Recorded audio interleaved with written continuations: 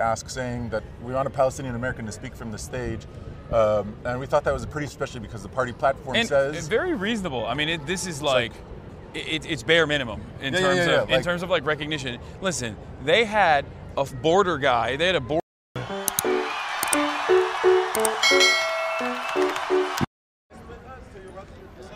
For anyone who's here with Uncommitted, thank you for being here. Nice to meet you, man. Yeah, I saw you early on Monday.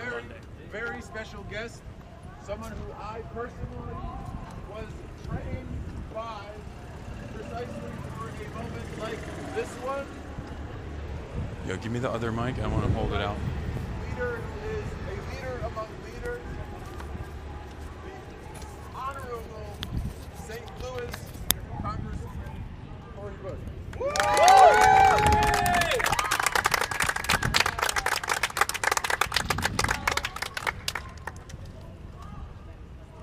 One thing that I always think on is you don't know when a history-making moment is going to happen. History is all around, and we just walk into it when we're walking in our purpose. You all are saving lives. You're setting history. And in a lot of ways, you're changing the course of what could have and would have happened. So first of all, I just want to acknowledge you all and your sacrifice. I know it may not necessarily feel like a sacrifice. It may feel like I don't deserve to be honored. But for coming from someone who has been to and led, co-organized hundreds of protests over the last 10 years, many of whom Michael Berg is right next to me with, and the boss was at, you need to hear it. You should hear it, you deserve to hear it, because you are giving of yourself. And you're giving of yourself primarily for people you don't even know.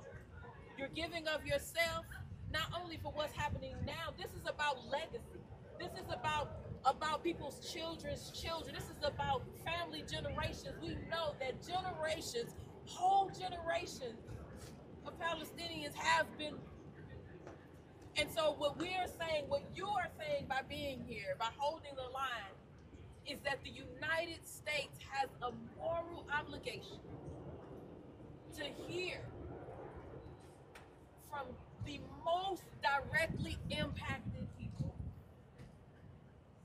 who are suffering in ways that this black woman don't understand, that many people in this country don't and won't understand, which is why we need a Palestinian American person to speak from that stage. Yeah.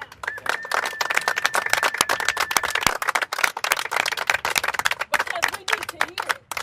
When we hear it, we learn. When we hear it, it allows us to open up to something that we may not have understood, or it helps those that are walking through that to feel seen and heard. Also, it's just about our humanity. Right. When I think about how I got into this work, I first have to acknowledge and think about my dear brother Abbas, who, thank you for your leadership in this moment. Thank you for not doing what was comfortable, but doing what was necessary. For not doing what was easy, but for doing what was right. What is right. And I think about how Abbas is not Palestinian. I think about the times when Abbas poured out and bared his soul, talking about being a child and the dropping in Lebanon. And how he never would have thought that he would have ended up going from that child in Lebanon with the dropping to then being my chief of staff in the United States Congress. But he did.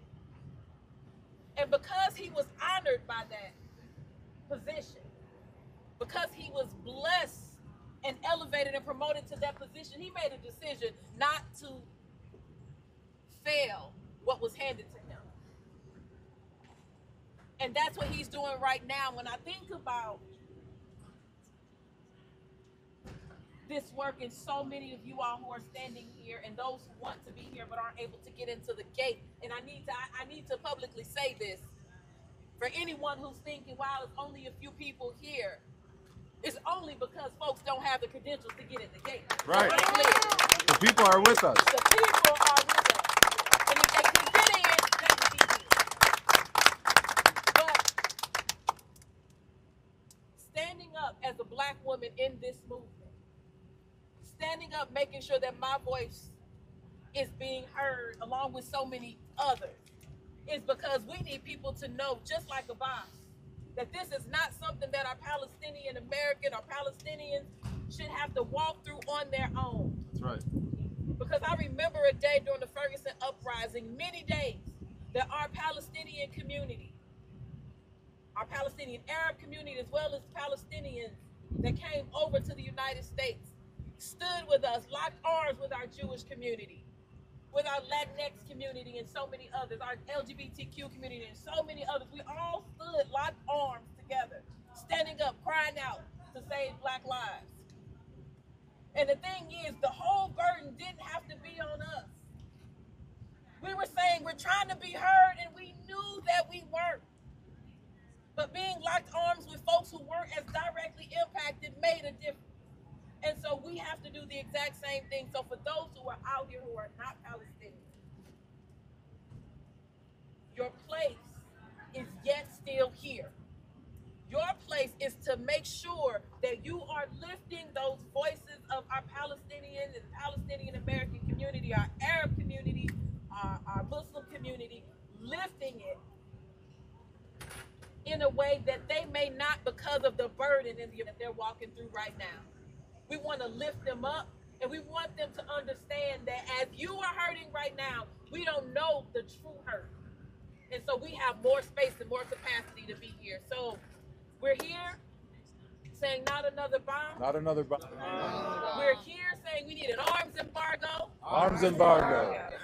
And we're saying that we want a Palestinian American person to be on that stage tonight in front of the DNC, on that DNC stage, in front of the whole world, proclaiming that they deserve to be heard, that the United States must listen, and that they should be prioritized the same way as our Israeli folks that were up on that stage, black folks, and anybody else.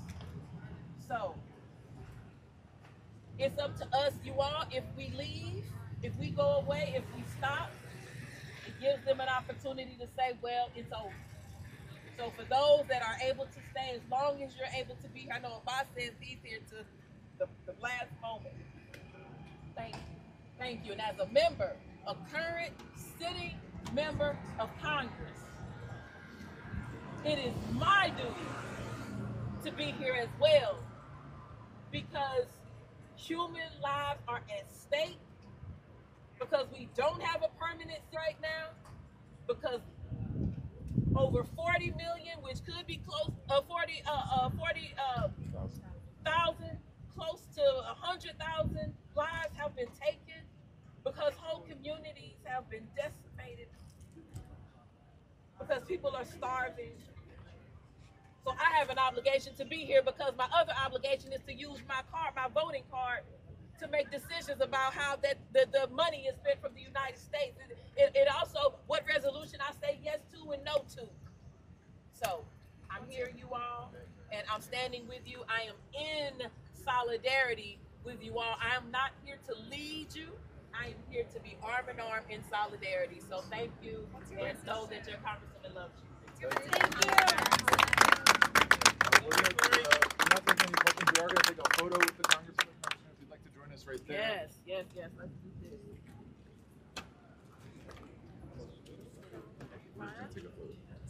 All right. Oh, you take the photo and then. Yeah, and then we'll get this. What's up? And then I'll get some people on, whoever you want. Yeah. Everybody. Yeah. I'll talk to whoever's here. Hey, Prem, what's good? Dude, this guy, look at this guy's rings. Show the rings. This guy's just styling and profiling every day. It's crazy. Here, you want to show? You want to capture it as well? Like from the front.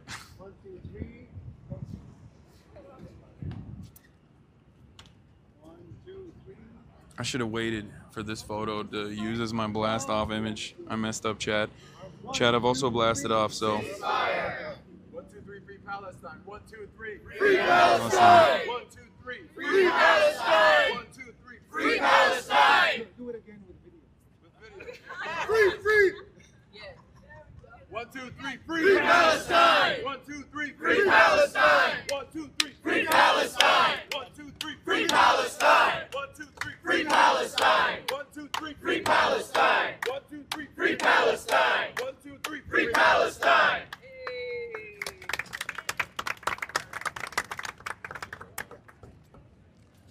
Okay, so I didn't do a proper introduction of what happened here, but this is the current uncommitted movement delegate protest. We have Daniel here with the Dig, right? Yes. And I'm an alternate uncommitted delegate. Here, you wanna put this on real quick? Let me see. It's on. Okay, it is, but here, you're just gonna put it under your shirt. It's a magnet. Okay. Or I guess I could hold it. Here, give me back the magnet. I'll just hold it. It's Yeah. fine, because we're gonna be swapping it around a lot. So.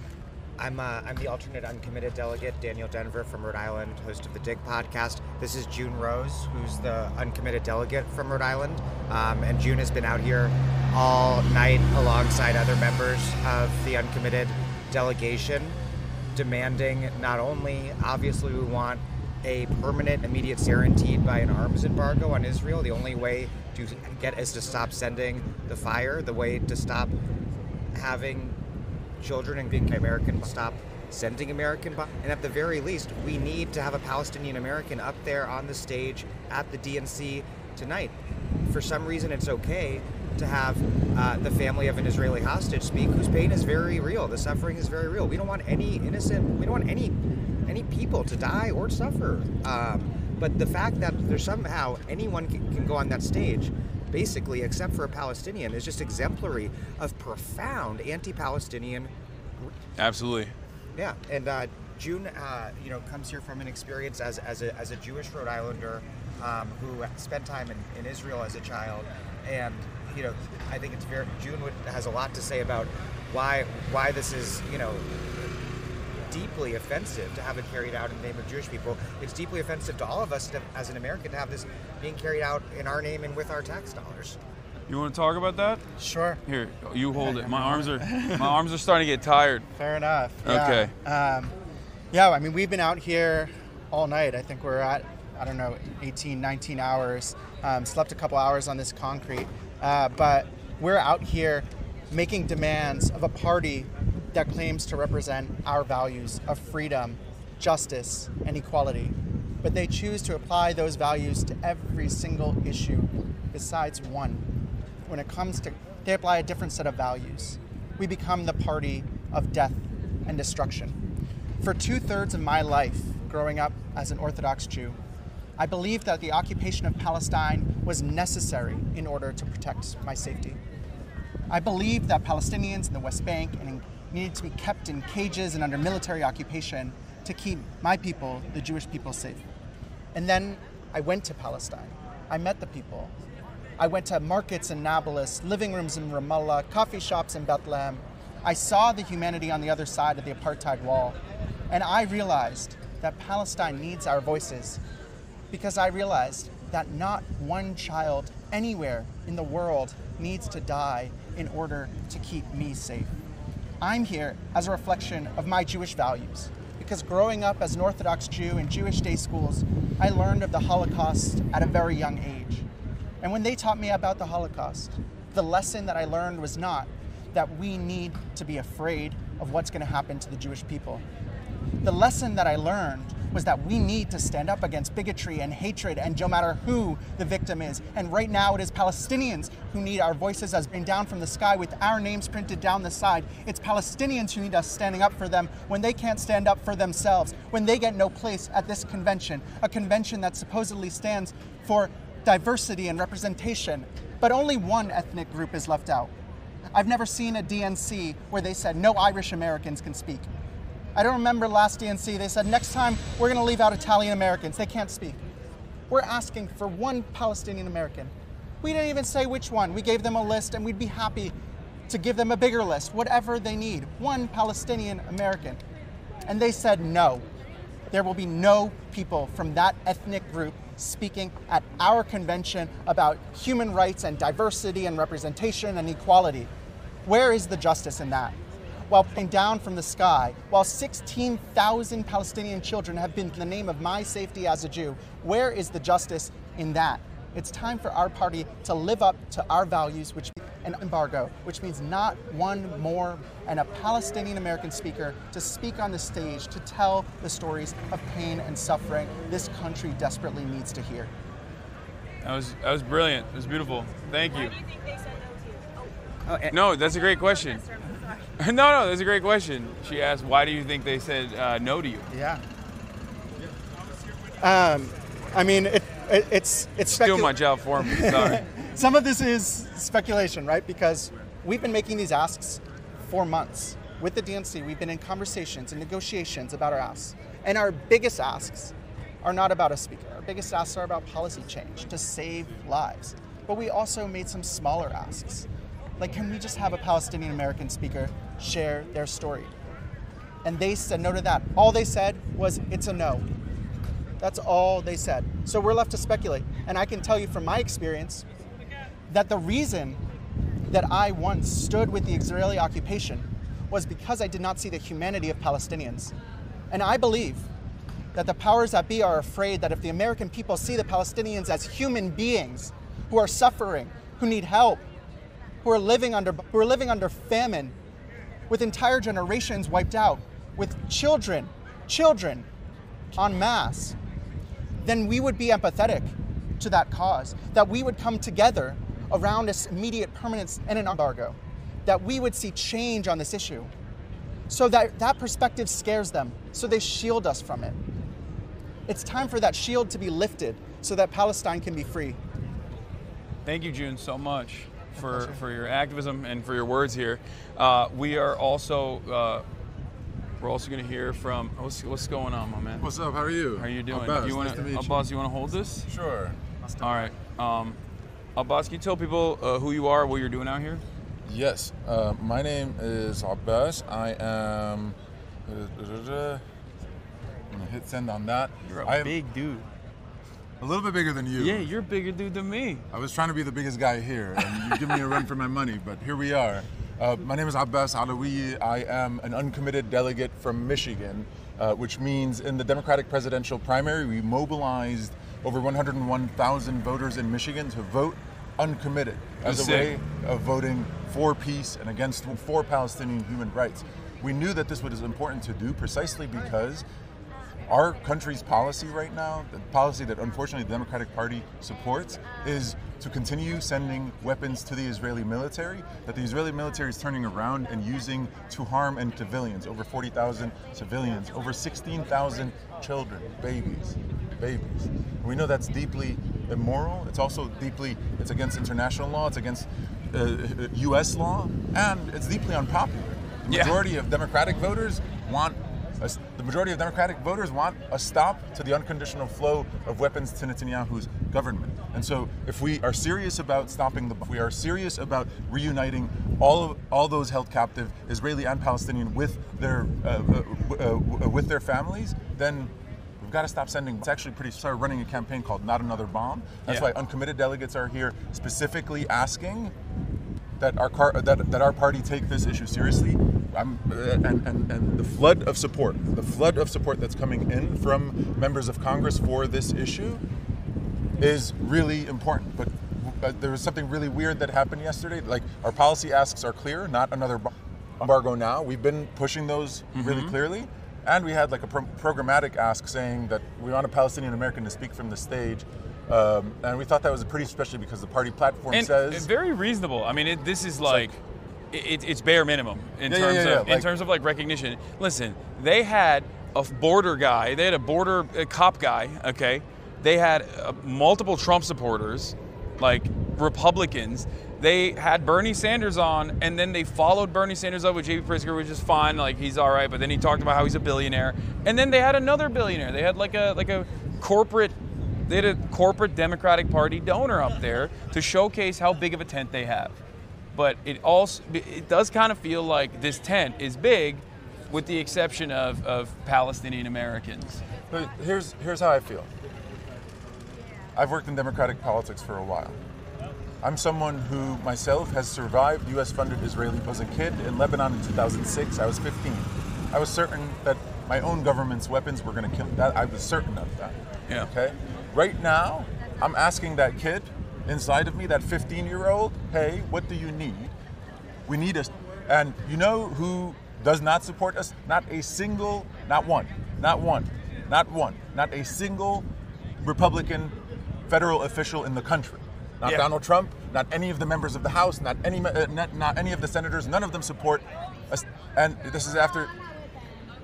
And so, you know, that's where we're at baseline. And so, in the Democratic Party, we know that the majority of Democrats support us. The majority of Democrats support a stop to the unconditional flow of weapons to Netanyahu. And so we're just saying, yo, the majority of Democrats support this. Certainly, the overwhelming majority of Palestinian Americans support this.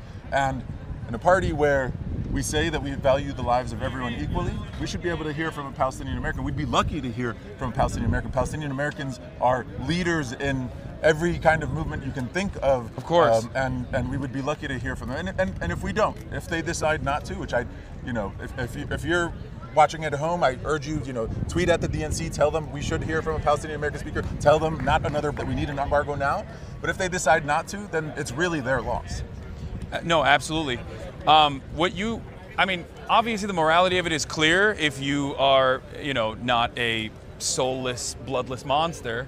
Even when it's not, it's still and currently it's both. And beyond the morality of the situation, it also plays well for the Democratic Party's election chances. And all it takes is just a little bit of courage. And there's been a lot of courage in the Democratic Party so far in behaving like a competent party and doing certain things that I, at least in my 10 years of covering the rat race, have never seen from the Democratic Party. Swapping out Joe Biden with Kamala Harris, choosing Tim Walz over the safe choice, which would have been probably Josh Shapiro, in order to lock down Pennsylvania for the Electoral College. These are all good moves that they've made. And obviously, there needs to be a little bit of courage to say that American foreign policy that is continued in this bipartisan manner has to stop. There needs to be. What is happening over here? Okay, well, this American foreign policy needs to change in order to even continue the objectives of the American State Department. That's why there's so many State Department officials that have resigned early on in the earlier parts of October, resigning, knowing full well what was about to happen, urging the American government to create some sort of restraint, some sort of mechanism of restraint, which Joe Biden himself has enforced at different times in 2021. It's just one phone call. But not only is it such a simple ask, not only is it morally the right thing to do, it also will generate a tremendous amount of support from key constituencies in your state specifically, and in other states as well. The blue wall would be impenetrable if this decision was made. There's not a single, this is something I say all the time, there's not a single person that is a likely Democratic Party voter or in the margins that says, I will only vote for the Democratic Party if Israel continues and the Democrats follow through on it. There are people like that. There are single issue voters like that, but they live in the Deep South. They're evangelical Zionists. They're the most rabid of the individuals in this country that are actively almost single issue voters on that front, right? But they're not voting for the Democratic Party. There are, however, people, plenty of people, hundreds of thousands of people, and in very important states that say, I will not vote for the Democratic Party unless they put an end to my people, unless they put an end to the unlimited weapons transfers, unless they restrain Israel. It doesn't make any sense to me, because I've never seen a situation where it's like, it's such an obvious win-win. Like, I can't believe we're talking about it on these boundaries because we're talking about, right? But even then, if you want to make this bloodless political calculation, it's still right there. So, I mean, here's the situation. It's unconscionable. Yeah, and here's the situation. As awful and as ungodly as the situation is right now, based on what we are witnessing and what we are reading, Donald Trump has plans to make this a lot worse too. It's hard to imagine that it could get worse, but if you listen to what Donald Trump is saying, he says we should faster, essentially. Yeah. He says we should fully end West Bank. He says he wants his son-in-law Jared Kushner to get $1 million condos on the beach and permanently displace already displaced Palestinians, put a couple more dollars in his pocket. It's messed up. And so we think we have an opportunity. Vice President Harris has an opportunity to tell us proactively how she will be different than Trump on this issue. And I think that can help us rebuild that trust with those voters for whom it's a top policy issue, and Palestinian human rights is a top policy issue. Yeah, and I do foresee this becoming a larger problem. I don't know if this is another thing that you've factored in potentially, but like, from the perspective of the Democratic Party's like election chances, it's not just about the uncommitted voters. It's not just about people who are like, this is my single issue, this is my family, right? My family's being, of course I want to put an end to that. It's with my tax dollars. But beyond that, you're also leaving on the table in a relatively close election, like the mood in there, you've been in there, the mood in there is crazy. It's ecstatic. Everybody thinks like, oh, it's over, it's done, right? We can't sweep this issue under the rug, though. And no, exactly. And I do get this attitude that like, there are people that are obviously pro-Palestine in there, right? There are obviously people who are in favor of us. They represent the majority of Americans, the overwhelming majority of the Democratic Party's voter base. That's right. Right? But beyond that, there's this attitude where this is like, oh, you guys are the spoilers. You're like spoiling the fun that we're having in there. And two things come to mind. One, I feel that angers me, obviously, because it's ridiculous. But the other thing is, I don't think people should be this excited this early on. I don't think that leaving someone who is unstable, selfish, and has demonstrated his willingness to continue this for his own personal desire, someone like Netanyahu, in this position to potentially move American troops into the region, as he has done so far, as the American government has done, and potentially pull the United States of America into a larger would greatly change the electoral calculus. In the minds of many Americans, 50%, more than 50% of Americans don't want to go to defend Israel. And I think we at some point, we as a society have to get to the heart of the issue. If we want, we've got to stop sending the fire. If we want the bomb to stop dropping, we've got to stop sending the bomb. It's actually very simple. Yeah. And our own government's policy for decades has been sustaining a very deeply occupation and now a system that has resulted in the horrors we're seeing now. And so we've got to have this conversation among Democrats, again, among Republicans, among folks who feel like they don't identify with either party. We need a change in this policy. Absolutely. Thank you so much for taking the time out to speak to my audience and to me as well. Appreciate it. Thanks so much. Thank you for all your work. Of course. All right. What's good? Thank you.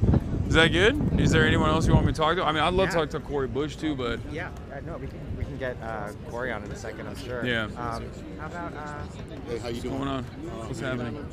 I'll get for the benefit of ASAP. What's happening? Oh, I was gonna ask, is there anything you guys need, like food, whatever? I mean, you seem pretty solid right now, This but pizza's been out here since 4 a.m. what's going on? Everything and nothing. uncommitted from Washington. No, Minnesota. Minnesota. Which is the largest uncommitted delegation in the country with 11. So, do you mind holding this? Sure. While we talk, it's a microphone. Yep. And then this side right here is supposed to be your mouth. Okay, so you're uncommitted from Minnesota. Yep. One of the largest, the largest uncommitted delegation. The largest uncommitted delegation. Tim Walz is the governor of Minnesota. Yes. And I'll be honest, I was shocked that they chose Tim Walz as the VP pick rather than Josh Shapiro, and I do like the Democrat Farmer Labor Party and all of the things that they did with the one something Senate, that We had 7 in the House, but Yep. But it's something that I've actively covered back when it was happening. Yeah. And I was also very excited about this prospect. But as far as I understand, from what I understand, Tim Walz has also been at odds with the. He has said nice things about the uncommitted movement in his own state, which is definitely unique, especially at the time when I felt like the mainstream media was avoiding talking about the uncommitted movement. Yeah. Like they were allergic to recognizing that this was genuinely a problem for the Democratic Party's future. Right. In the come November. He said we have to listen to these guys. These are constituents. They have a voice. They're right. I don't know if they said they're right, but beyond that, there's been a little bit of a back and forth in terms of how he has handled the situation. I know that obviously Minnesota has a large Somali population. Yeah. There are some fantastic politicians. The Attorney General Keith Ellison I like. Obviously Ilhan Omar I love. Yeah. And I guess the question is, where do you feel Tim Walz lands on this issue? Do you think he has any sort of power to influence the outcome if he was to be more sympathetic to the Palestinian plight? Yeah, thanks for all that. I mean, I feel that he was the best choice of the short list, the long list. I'm happy that he is the vice presidential nominee. And yeah, he said, what I remember most specifically is what he said after we had nearly 50,000 vote uncommitted on Super Tuesday in Minnesota, was that, we're participating in the process. We're voting and we're participating in democracy. And he said it's on us to bring them in. And he is not doing that. He has not met with us as uncommitted. Yeah. He is not doing anything to bring us in. Somewhat recently, I am a member of the Free Palestine Coalition. I'm a liaison through some organizing I'm doing to take on Christian Zionism, mostly. That's my personal reason. And so some members that are Palestinian Minnesotans, some members of the Free Palestine Coalition that are Palestinian Minnesotans met with him, and so the meeting was planned, and then they said, we want to talk about divesting our pension funds from specifically Israeli banks and bonds, our state worker pension funds and other public worker pension funds. And then he canceled the meeting saying, I thought I was just here to hear your stories and your stories of pain and about people that have died. So that's not okay. He was not yet named the vice presidential nominee at that point, or presumptive nominee. Yeah. But when he says, we got to bring those people in and they're participating in the process, and he's doing nothing to do that. And it's pretty obvious, if you followed along how the decision was made for who's going to be VP, he's really all in on being in a supportive role for the nominee, Kamala Harris, or, officially becomes nominee tonight. We had the roll call already. So I think it's time for our governor and the vice presidential nominee for the Democratic Party to look at what he can do in Minnesota to show that he cares about what's happening and what's happening with hardworking state of Minnesota pension funds, workers' pension funds that are invested in Israeli banks and bonds against state statute. We have state statute that says you cannot invest in any other nation state's banks and bonds other than Canada. There's a path to this. Take Canada out of there too. Right? But early in 2022, immediately, there was a divestment from Belarus and Russia with what's going on in Ukraine. This can happen with Israel as well. Yeah. So, call us in, meet with us, talk to us about what's possible, what he can do well. He's governor of Minnesota. This is about winning in November. We're proud of the way we do voter turnout and volunteer and get out and knock on doors. I'm one of those people that does a lot of that and gets others too, and I don't feel like I can right now. Yeah. And, we're Minnesotans are excited. Many people are excited. People, like my own sister is stoked. She's a teacher. And she's definitely supportive on this issue. And the thing is, it's been a breath of fresh air that our governor and the vice presidential nominee is saying things in a way that we've just been waiting for someone to frame certain things like this, like just get out of people's bedrooms, like you're talking about freedom, and just like really plain spoken kind of folksy messaging that people are really latching onto. And he's rightfully calling out Republicans and using the word weird. And that's great. Like, it's cool. People because these horrible policies and ideas they have to take away people's freedom. And it's just, some of it is truly weird. But I tell you what's weird, Governor Walz, Vice Presidential Nominee Walz. What is weird is to say ceasefire and keep sending the fire. That's weird. It's not a good look. You're a teacher. You know better. You taught people, students, learners in Mankato, Minnesota, the site of 38 people being hung on the same day the Emancipation Proclamation was signed. You taught them you taught them, you know better. You know better, and it's time to step up and right that wrong of the legacy of Minnesota and the Dakota slaughter there. Stop being weird. Stop sending the fire and saying ceasefire. That is a direct contradiction, and you know better. You know that's a bad look. Got to stop the bombs, stop the money. Absolutely. Thank you so much. Actually, I do have one other question. What's going on, my man? How you doing? Delegate, Missouri, Michael Berg. Nice to meet you. The thing I wanted to ask you about is, I feel like I'm Muslim. I'm Turkish. I'm a white guy, but my name is Hasan, right? I can't really escape that in America. Sometimes it comes up, usually at the TSA line, right? Having said that, I always have, I guess, a special place for American politicians who are not from that background, who do stand by their Muslim constituents. And Tim Walz historically has done that, both in terms of defending Keith Ellison, both in terms of defending Ilhan Omar, both in terms of defending the Somali population in Minnesota. So, and pairing that up with his background as a teacher, who did teach his students about how certain types of are not even covered in the same severity. Like this is not like normal from a person that I would ever see at the top of a ticket. You know what I mean? As a vice presidential candidate. That's true.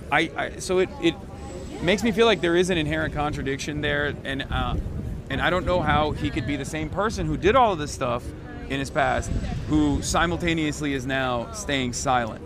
Yeah, he's effectively been silent other than those nice words on Super Tuesday. And yeah, we're talking about someone who is clearly white, state champion football coach, high school teacher, proud of working in the lunchroom. And yeah, he has stood with our and he stood those that are oppressed, and all the communities you name that we have a very diverse, vibrant immigrant and refugee population in Minnesota. And he has stood up in support of that, in his career leading up to getting elected to Congress and as a governor, and now he's silent. And that is very disappointing, and it's certainly not the way to win in November, and it's certainly not the way to keep this one Minnesota that he ran on as governor in 2018 going, and to keep the progress and the celebrating that we're seeing from our 2023 legislative session. So it's shocking, it's concerning, it's time to change on this. One thing about our governor and the vice presidential nominee that we've seen is that he's been willing to evolve, he's been willing to dig in and listen on, for example, the issue of guns, and he's been talking about that quite a bit. He had an A rating from the NRA, and then he was challenged, and he moved on that issue.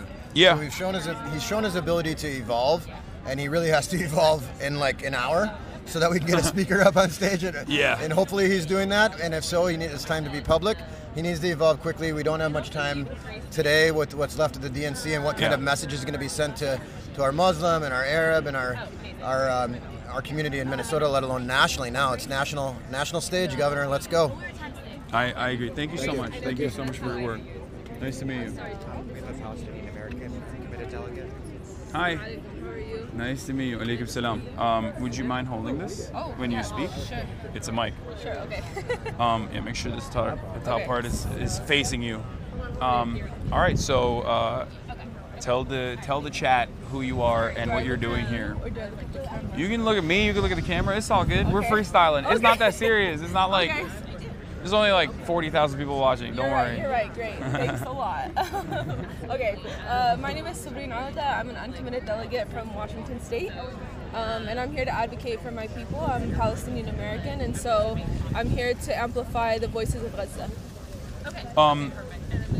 So, have you been participating in the demonstration so far? So we have been sitting here since 8:30 last night. I have not slept since then. So, But you know, it's the least we can do. We want to make sure that there is enough room for us in the Democratic Party, that Palestinian voices are represented, and that we really hold true to what our voters sent us here to do and create space for Palestinians. Okay, perfect. Were you one of the people that wanted to speak, potentially? No. No? Absolutely not. You wouldn't do it? I wouldn't do it. What would you say if you got up there? I wouldn't do it because I'm gonna tell you why I wouldn't do it. There are so many more qualified Palestinians and also Palestinians who have gone to and served there in the last 10 months that I think the world needs to hear from. It's not about us as individuals. It's about amplifying the voices from Gaza and what's happening there. So it's not about me, but whatever I can do in this movement to like get to that mission, that's what I'm here to do. Okay. Do you think the Democratic Party is going to be responsive to the very reasonable demands you guys are making out here today? I think it would be a grave mistake not to. I think that I'll hope that they will see us and they'll hear us and they'll allow space for Palestinian voices in the party. All right, perfect. Thank you so much. Thank you so much. Nice to meet you. So nice to meet you. Thank you for your time. What's up? What's up? Yeah, how's it going? What's going on, brother? Another uncommitted delegate. Okay. Oh. Oh, all right, perfect. Right away, but No, it's all good. Here you go. Tell the people who you are. What do you do? He's a, what did you say about me? She's saying you're also single and ready to mingle. Oh my God. Yo, I'm uncommitted and I'm good with it. All right. Yeah. He's uncommitted on every aspect. I'm uncommitted on everything except yeah. This is it's live, by the way. This is live. All right. Oh yeah. What's up? Oh damn. Okay. She just aired you out like that. That's crazy. That's about right. I mean the DNC isn't meeting our demands. Let's get something here, okay? Where you uncommitted from? You want me camera or you here? No, you just talk to the camera. It's fine. My name is Yaz Kader. I'm an uncommitted delegate from the state of Washington. Hell yeah. What do you do?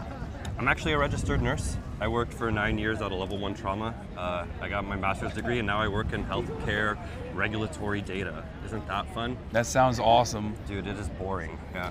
That's also, you're Palestinian American. I'm Palestinian American. Typical. Born in every Palestinian American I've ever met is like engineer, healthcare, doctor, healthcare. You know what's up? What's up with Palestinians? Why do they study so much? So you know what we need to do though? We need to get Palestinians in politics, right? I agree. Because of stuff like this, like Congresswoman Rashida Tlaib, we need to get somebody in there to help her out. Right? Absolutely. Like she can't be in there alone. Next time Netanyahu's in there, she can't be sitting in there alone. We gotta get somebody in there to help her out. I agree. Absolutely. How did that make you feel when Netanyahu got a standing ovation from the entirety of the Republican Party and like half the Democratic Party as a Palestinian American? Dude, I mean, first of all, him being there, a foreign government's leader who is committing a being invited. International war, like a recognized at this point, but we don't abide by the Rome Statute. So it's absolutely crazy. You know what hurt me is actually like that thought that I just didn't like that her as a Palestinian, she was there alone. That's what actually hurt me is that she was sitting there alone. And I think with everything that's been going on, we Palestinians, you just talked to Sabrine. I got my brother Rami here.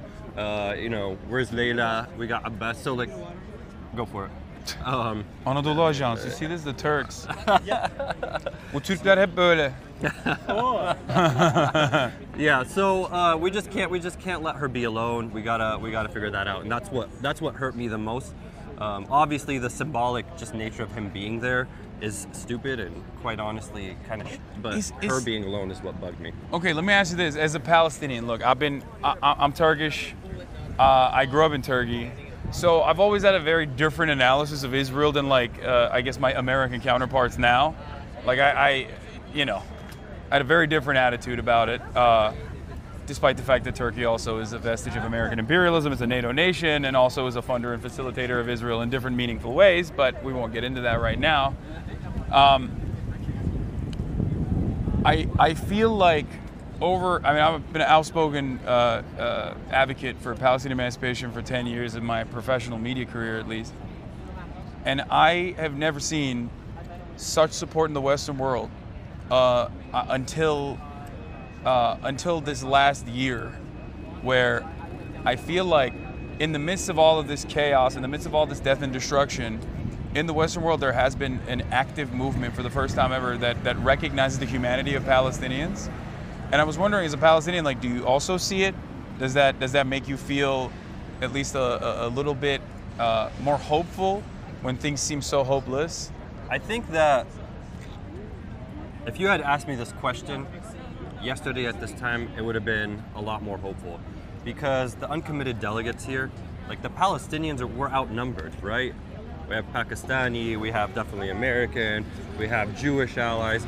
And so it's been wonderful seeing people come together saying, yo, we don't want to support this anymore. It's not good. But the issue is actually in here. Yeah. Right? Yeah. We have 4,500 delegates. Guess what, dude? All of them, they see me wearing keffiyeh, they say, hey, brother, we love what you're doing. We like that you believe. Oh, sorry. No worries. Yeah. Just to make sure. Yeah. We like what you're doing, and we support how you're doing it even, right? People just say, we support how you're doing it. But they don't come out here. I mean, sometimes they do, they come and mingle, and that's okay. Look, dude, I've said this is not a 1 or 2 situation. This is 1 and 2. You can support Harris and support a ceasefire, and that's what we're trying to do. Yeah. What we're trying to do is support for a ceasefire and show that it matters for Harris. That's how she's gonna win. And so I have actually, over the last 3 days, I had a lot of hope talking to the delegates. But yesterday, the Democratic National Convention said they would not allow a Palestinian speaker. 5 minutes. 5 minutes. They go from 4 o'clock to like 10:30 at night, and they said they don't have 5 minutes for a Palestinian. They put a border patrol guy up there, bro. They put a border patrol guy up there. They put Trump supporters up there. Somebody was telling me the Uber CEO of Uber. Yeah, they had like I think the Amex guy up there to talk about being a billionaire. It's like, I mean, it's ridiculous. And you know, yesterday they had the family of an Israeli hostage go up there and speak, and you know, listening to them speak, listening to their suffering, it's important for us to listen so that we can empathize with one another. I don't know what the uncommitted folks or anybody else would think about it, but I honestly think the best way to have handled this is to bring both families up there together, really show the unity. You know, I still kind of want to hold out hope that some sort of common sense will come through so that we can get what we want. I know the people want to hear from a Palestinian in there. Yeah, no, absolutely. It is, I mean, I was a little shocked seeing like how many people even in the bubble, because this is not representative of, ironically enough, it's not representative of like the broad majority of Democratic Party voters even. Yeah, I feel like when you're in there, it's a different world. Yeah, it is very interesting. I mean, over 80% want a permanent ceasefire, over 60% want to, like, at the end of the day, people, they don't want to pay to babies, right? We shouldn't be sending them to Israel so that they can Palestinian babies. Like, it doesn't make sense. Yeah. Can I ask you something? All right, you're a brown guy. Like, stuff like this, like seeing this, like our country support Israel to this level, like, do you feel a little bit unsafe? Like, just a little bit? Because I personally, like, knowing that there's probably 200,000 dead Palestinians supported by this country, like, I personally feel a little bit unsafe in this country now. There was a moment, I'll tell you this much. There was a moment when, ironically enough, things have changed dramatically now, but Dr. Oz was going up against John Fetterman. Right. Mehmet Oz. Yeah. And he was the Republican. Yeah. Right? And, you know, John Fetterman is a goon and a sociopath, but, yeah. And, you know, that's what happens, I guess. He got hit with the stroke gun. That makes you pro-Israel. Yeah. More pro-Israel. He was already pro-Israel. Yeah, he lost the Palestine. Yeah. But basically, that moment for me, I was like, that's a Sunni Muslim dude on the Republican side of the ticket in Pennsylvania. Like, yeah. What happened to the post 9/11 like Islamophobia? Like, did it completely go away in this country? And for a moment, I was like, I think it's gone. Like, I think it's like a different era. Yeah. And then, you know, post October 7, I was like, oh no, it never went away. It was like people put that back on so quick. Yeah. And it definitely sucks because, like, look, you said I'm a brown guy. Like, I am a very white passing dude. Sure. And I say I'm white all the time. Like, I am white, you know.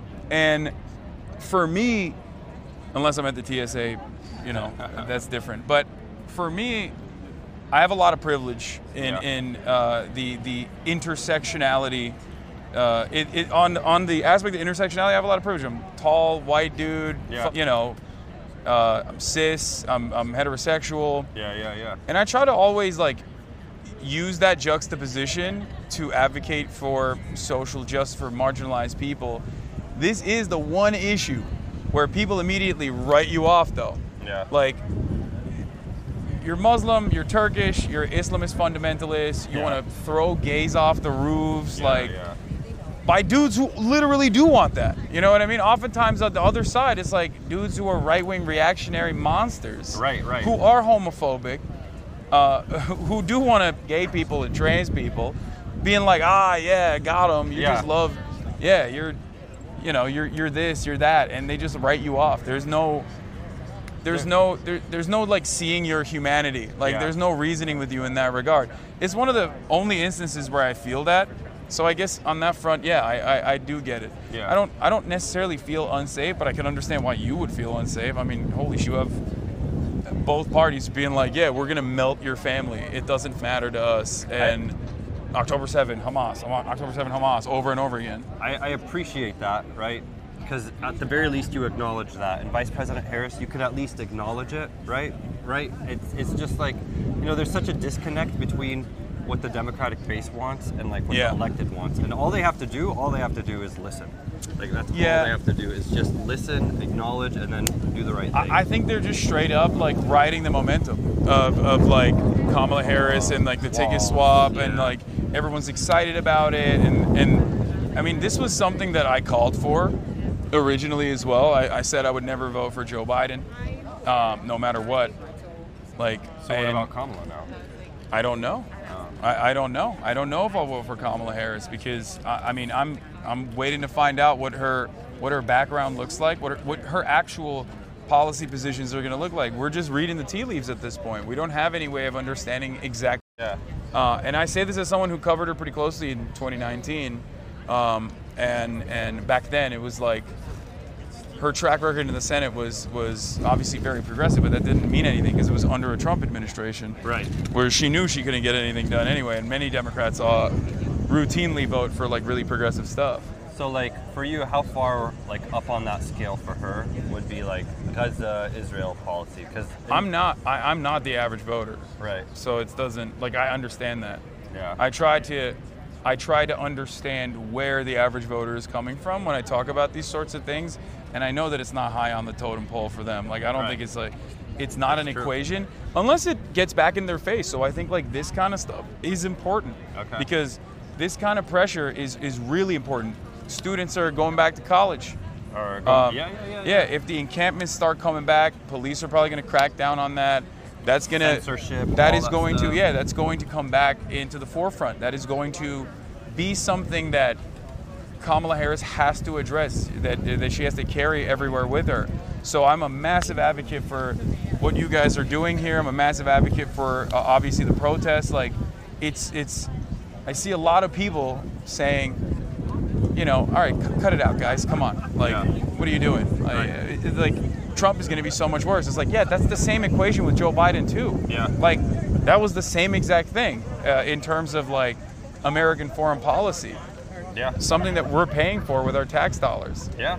It's just so, I mean, it's a partisan W, tackling it from like the perspective of partisanship and being like, this is the Republican issue. They're crazy on it. Yeah. We want to heal America. We want to fix America. We want to fix the potholes. We want to give you health care. We want to give you education, free education. We are not interested in unlimited dollars. We're going to take that money and we're going to use it on ourselves. Like, that is such an easy narrative to just put out there. Dude, she could do it like you're saying. We're going to find out probably more tonight where her policies are. Right? Yeah. Like that's But we're finding out right now if they don't let a single Palestinian American speak, I think that's pretty indicative of where they stand in terms of like, we'll say. I mean, I want to see the Palestinians speak for 5 minutes, so yeah. You're just an agitator over there. Yeah. You want to hop in here? No? Put me in, coach. Put you in? Anyway, I don't know about you. Where did Corey push? Wait. Yeah, she's over there. You want to bring Corey in? Hey, dude. Okay. Hey, nice to meet you, my man. Very nice to meet you. Yeah. Thank you so much. I appreciate it. I appreciate what you do. Of course. Thanks.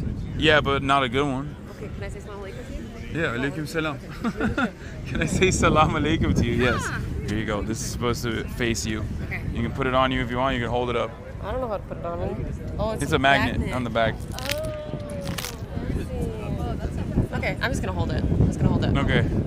So who are you? What are you doing out here? Tell the camera. Yeah, my name is Asma Muhammad, and I am the co-chair of the Minnesota delegation of uncommitted delegates to the DNC. And I ran the Minnesota campaign. You guys did a phenomenal job. We literally used $5,000 of the $20,000 we raised and got 46,000 votes in 8 days. That's insane. 8 days. That's insane. Do you feel like the media snubbed you guys a little bit? Do you think that there was adequate coverage? Yes. You think so? Yeah, Okay. they I was were- very mad. I didn't think they Really? covered it enough. I mean, maybe, but I felt like they were like constantly harassing me to find out you're more. close to it. Yeah, that's true. Yeah, I was getting calls constantly. Yeah, from a watcher perspective, I'm a news watcher. Yeah, yeah. You I'm know? sure you have a different perspective. I felt as though they were just like, it was they kind of covered it. They're like, yeah, these guys are uncommitted. All right, move on. I hear you. No, I'm good, thank you. It's only like a day old. No, I'm good. It's thank not a day; it's half a day. you. Okay, it's still good though. Yeah. This is still. Oh, it's the pizza too. The pizza? It's There's Papa John's. Oh, they're Zionists. Wait, are they? Yes. No, they're Zionists. They are. It's fine. There's Palestinians here. It's a shield. True. And I didn't even know that. I just thought, they are. Big They're Papa actually- is just like No, they're like horrible. They're I mean, that makes sense. Yeah. What Well, like, American big corporation isn't. is not horrible? Yeah, they are. Really? True. But okay. You said you disagree. Why do you disagree with what I said earlier? If they don't allow a Palestinian American to speak up there, it's like I think a pretty big message.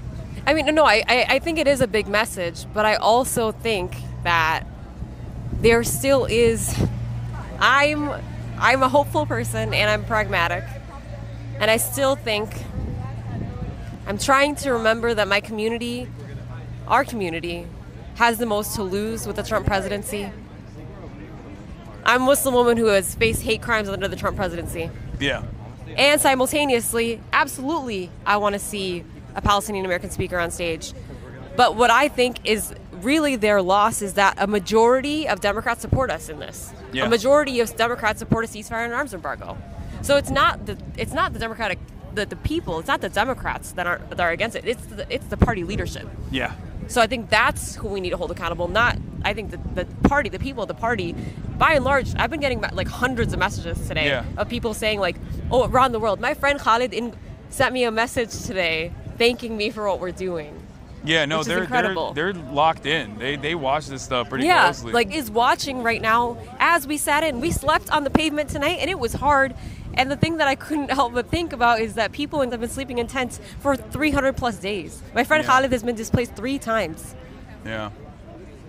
No, I feel you. I mean, you're right. So you're holding out hope. Is it because you think I'm gonna switch pace here? I'm gonna go back to being kind of funny. Okay, go ahead. Okay. Is it because you think Tim Walz is a secret Somali? He has never eaten a sambusa in front of me. Uh-huh. He doesn't know how to say Barashuwanaksan, which means nice to meet you in What- Somali. how do you say it? Barashuwanaksan? Barashuwanaksan? Yeah. Okay. That means nice to meet you in Somali. I don't think he knows those things. So. He doesn't know. So he's not a secret Somali. He's not. So Joe Rogan lied. Joe Rogan lied. Joe Rogan lied to me. So unfortunate. It's I saw so he. unfortunate. As soon as listen, for me, it's like it doesn't take much. If I see a white guy go to a CARE meeting, I'm like, Secret Somali. That's a yeah. He's Tim with Walz us. didn't go to a CARE meeting. He did a long time ago. Oh, he probably spoke at a press conference. Yeah. Not a CARE meeting. No. Well, not a CARE meeting, but like. I am from Minnesota, sir. But he did attend like like he went to. He came to a CARE Islamophobia conference and Okay, spoke that's against Islamophobia at the conference. Okay, but that's like still. No, it's not a meeting. It's not enough? It's not a meeting. It's not enough? It's not a meeting. Okay, no, it's fair. You're right. You're no, right. no, You're no, right. no. You're right. My bad. Yeah. My bad. Yeah. What? Yeah. You should get in there. Oh, I didn't even realize what time You should go. it is. You should go. Thank you. Yeah, now that you own me, I'm leaving. You're a much taller in person, so you got that. Here you go. Thank you. Thank you so much. All right, we got to go. Brett Bush, do you want to talk? Sure. Glad you're here. Nice to meet you, man. Thank you. Thank you for everything you guys are doing. Hell yeah. All right, I'm going to give it to Yeah, sure. Let's do it. Right here. Hello. Hey, Hasan, how are you? I'm a big fan. Oh, I'm a fan of yours. Oh, wow, that's crazy. Do you mind holding this? This is a mic. And I got to take a photo with her. Yeah. Or actually, you know what? We'll do it afterwards. We'll do it afterwards. Thank you so much for being here, Corey. How are you doing? I'm all right. It's bittersweet. Yeah. You know, it's a historic moment, but hopefully it's historic in the way where we can see a great change and momentum for everyone, where we can all join in and be proud. Yeah. How do you feel about, obviously, like, you know, AIPAC backed big donors that played a significant role in your primary race? It's absolutely disgusting. You know, it's disgusting. It was deceptive. All right. And, you know, the thing is, when you can't run on truth, when you have to run on $1 million lies, that speaks to who you actually are. And this is not about one organization either. This is about a system that allows for this, you know, so whether it's AIPAC or the NRA, you know, whether it's the cryptocurrency people, whoever. So for me, we have to do the work to fight this system. We have to fight this system, because what happened in my race was primarily Republican MAGA donors decided who was the Democratic nominee for this seat. And the people of St. Louis deserve better. Absolutely. You're a fighter for your people.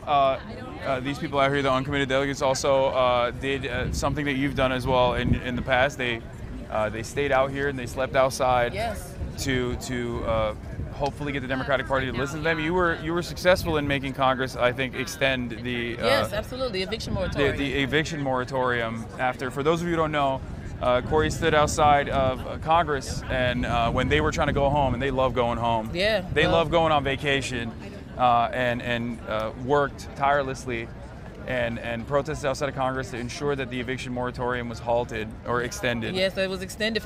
We were out there for four nights and 5 days, and actually, Hasan, the person who was with me when I made the decision to just like, okay, we're just going to stay here, was Abbas Alawiya, the same person who is one of those leading this movement.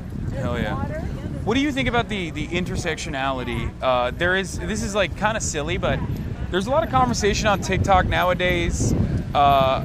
Ask someone like yourself, but a lot of people are confused. They think that there's this sentiment that like, oh, the pro-Palestinian movement is like anti-black because they're like not with Kamala Harris or things of that nature, right? And I wanted to ask you how you feel about that, because like I go to these protests all the time. These are some of the most diverse protests I've ever attended, and they've always been. Yes. And obviously Palestinians have been at the forefront as well, and Muslim Americans have been at the forefront of Black Lives Matter movements as well. I just wanted to hear what you had to say about the intersectionality and how these struggles diverge in very meaningful ways. Yes. So first of all, I'll start with the fact that in my community, Black Muslims are working directly with our Arab, Muslim, and Palestinian community, and have been on this issue. So locally, they have been hand in hand working together. But I have to take this all the way back to where it started. It was the Ferguson Uprising, when a delegation of Palestinians came to the United States, to Missouri, to St. Louis, to Ferguson to help us protest and to help us protest, but also they were mainly there to teach us what to do when we were tear gassed. This was 2014, before all the information was out there. This is when Barack Obama was like, they're thugs. It was really a tough time, and so that solidarity was there then. And I remember asking them, Hasan, I remember saying, why are you doing doing this? Why are you putting yourselves on the line? We're being tear gassed, shot with rubber bullets, all of these things. And they said, because we understand oppression in our country. We know what this is like, and we don't want anyone else to go through it. And so we locked arms and stood together then. So that solidarity is there, but that solidarity was there during the civil rights movement. This is nothing new. My auntie, my auntie who I love, the Dr. Angela Davis, speaks about it so much, and so we have to stand together, and standing together at this time, it's about humanity. How can I have no idea, Hasan, what it's like to wonder if a bomb is going to hit my community. I have no idea what that's going to be like, and I hope I never do. But for those that do, I should be there to help them the same way that many Palestinians said, you know what, we don't know what it's like to suffer in this country, to suffer what black people go through in this country. We don't know what that's like here, the same way. We don't know what it's like to be killed by police with impunity, disproportionately. So in the same way, we should be standing for one another. And obviously the issue goes beyond, there is a direct involvement when you have, in the post 9/11 world in the United States of America, the IDF training police departments all around the country. You have the New York Police Department having an office in Tel Aviv. Like, this is a direct issue. It's this sometimes the exact same struggle that black Americans, people of color in this country experience in terms of police brutality. Oh my gosh. Sometimes the tactics and the techniques are directly taught by the IDF and applied to the Palestinian population. And it's boasted. It's boasted that, from some police departments that they went and received that training. And so that was hurtful for us during the Ferguson uprising to see our local police force speak to that in that way. It's one thing to get the training, it was another thing to boast about it. Yeah, no, it's ridiculous. Well, thank you so much for everything that you do. Thank you, Hasan. And I hope that you'll continue and get back into Congress. All right. Thank you. Thank you. All right. Can I take a picture with both of you? I'm so sorry. Okay, let's do it. Thank you so much. All right, we gotta move. Oh my God. Thank you so much. Oh my God. Wait, hold on. Let me take this photo. And then. Chat, you guys so much. Look who it is. Look who it is. Are you a creator? Do you get to hang out in the I'm the original creator. I do. They used to preference us bloggers. And now they preference you guys. The man, the myth, the legend, okay? Mr. Laptop Salesman himself. Thanks to Elon and two-factor authentication. How you been? Oh, okay. I have to leave, but we have to go back to our studio. But I have to talk to you about some stuff. Here, can you hold this microphone? Yeah, absolutely. Or you can even put it on your. All right. Does it just sit? It's a. I see. I got it. It's a magnet. It's a magnet back here. If you wanna. I got some metal right there. No. It's a magnet that holds it like that. Kind of thing. Boom. Okay. Ken the New York Times should be arriving soon. Where's a good place to have him meet you? Oh shit. Okay. God damn it. Oh my God. Missed my big moment, people. No, you're not missing a big moment. Look, Daniel Dano, the American Prospect. For those of you who don't know, I don't know. I mean, he's been on the show multiple times. Obviously, love him. He's also, you might recognize him from the Majority Report. He's on there all the time as well. Question for you. Yep. You're a policy guy. You're a domestic policy guy. You love this stuff. You write this stuff. Yeah. And I wish that they would listen to you more.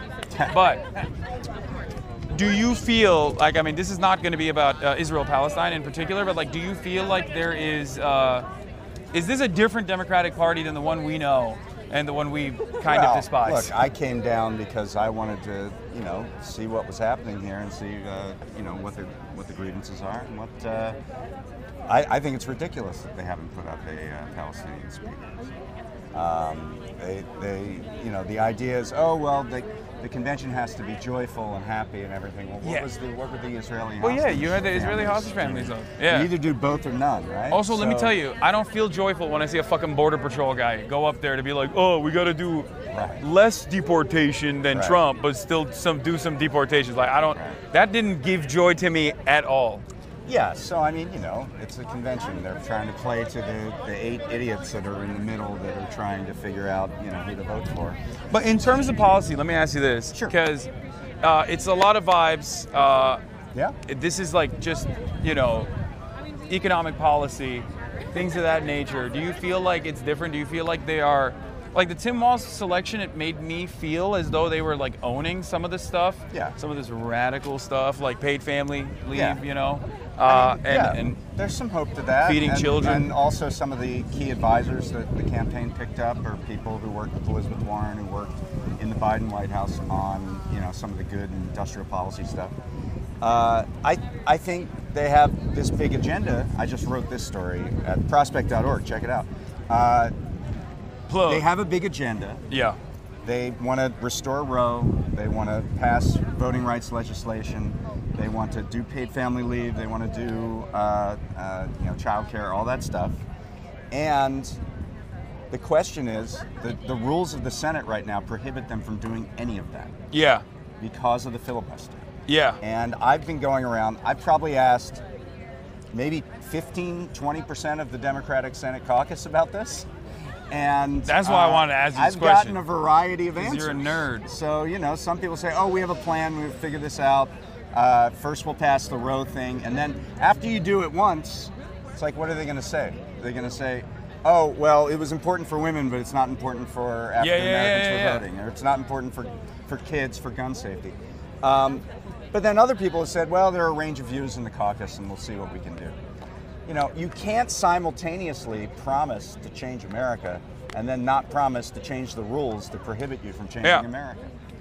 One thing I saw from Kamala Harris in the rallies that I think is really unique in terms of messaging was that she didn't say, if I get into the White House, we're going to make this change. She said, if I get into the White House and we get the Senate and the House, like then we will be able to push that's this. important. That's the only way you have a governing moment. But then the step beyond that is to change the rules to make sure you can actually pass that stuff. Now, I was in Las Vegas at the back end of the Harris Walls barnstorming tour. It was 109 degrees there, and there were 16,000 people outside. There's obviously a ton of excitement and relief that we don't have to vote for Joe Biden, that we don't have to defend Joe Biden. Yeah. You know, there's a ton of excitement. But I do feel like they're kind of using that excitement to... As a shield.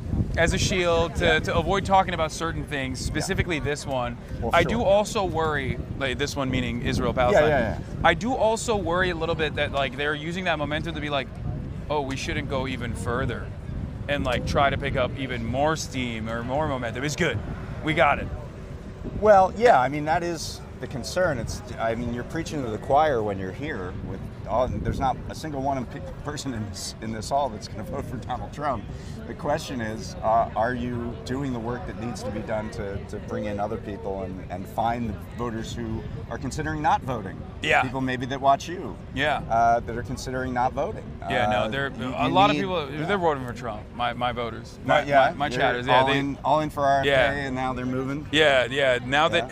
You nailed it. How did you know? Yeah, they were, once RFK drops out and says, you know, I'm riding with Trump, they're going Trump. There you all go. of them. There you go. Why don't we have responsible leadership at HHS? Yeah. Or the CIA, apparently, according to fucking Donald Trump Jr., who's a crackhead, who gives a shit. Thank you so much. You got it, man. We are here with Daniel Day and Hotties for Harris. Hotties for Harris? Yeah, I was there. A hottie for Harris. I was there. No, I had to pretend I was running a hype house. That's the only way they would let me in. Yeah, I mean, it's... You could. You look the part. All right, can I get the mic back? I'm gonna grab it real quick. Take it. Thank you so much. All right. Yes. Thank you so much for coming down here. Okay. What's up? You have to go. Okay, no worries. Yeah, we have to run. I'm sorry. No worries at all. I'm a content creator, and you like inspired my whole content journey. Hell yeah! I love your fit. Thank you so much. Have a great rest of the day. All right. Kolay gelsin. Oh, memnun oldum. Sizi tanıyoruz, takip ediyoruz. Ha, öyle mi? I'm What's up? Ariana. What's I know up? Morgan, Caroline Fawn. Hell yeah. Taylor Hell yeah. Taylor Flex. Yeah. Here. I just wanted to say hi. You inspired me to start my platform 2 years ago. Oh, that's dope. Yeah, so I just wanted to say hi. All right. Thank you for doing what you do. Yeah, of course. Can I get a picture? Yeah, of course. It's good, Grandma. What's up, man? Grandma, can you take a picture of us? What? She wanted to say Shit. hi. So. Yeah.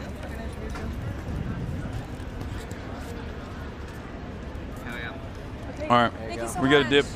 Let's go. All right. What's going on, brother? How you doing? Thank Good you. to see you.